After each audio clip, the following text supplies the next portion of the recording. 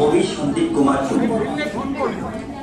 জন্ম অবিভক্ত মেদিনীপুর জেলার আনন্দপুর গ্রামে।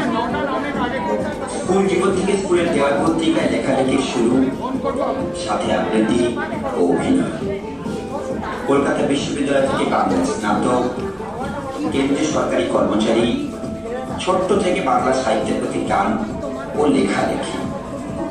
বর্তমানে কলকাতা সংলগ্ন অনেকগুলো পত্র পত্রিকাতে নিয়মিত লেখালেখি ও বিভিন্ন গল্প সংকলন, কাব্য সংকলনে কবিতা, গল্প প্রকাশিত হয়েছে।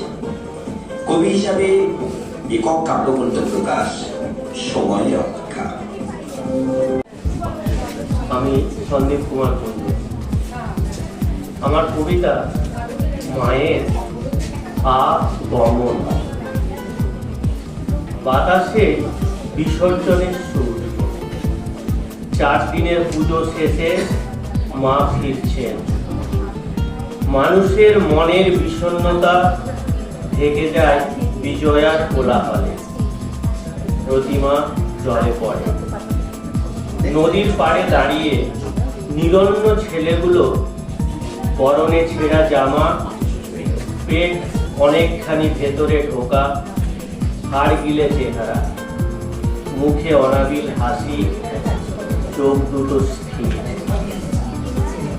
এক এক করে প্রতিমা জলে পড়ে, ওরাও ঝাঁপ দেয় জলে। জীবন বাজি রেখে তুলে আনে এক মুখ হাসি মায়ের আগমনে। একাদশীর শুভ্র সকাল, ওদের পরনে নতুন জামা প্যান্ট, মার জন্য নতুন শাড়ি। বুড়ো বাপের মুখে এক চিলতে হাসি।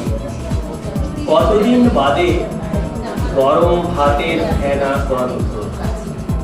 মা চলেছেন কৈলাসে, আবার একটি বছর।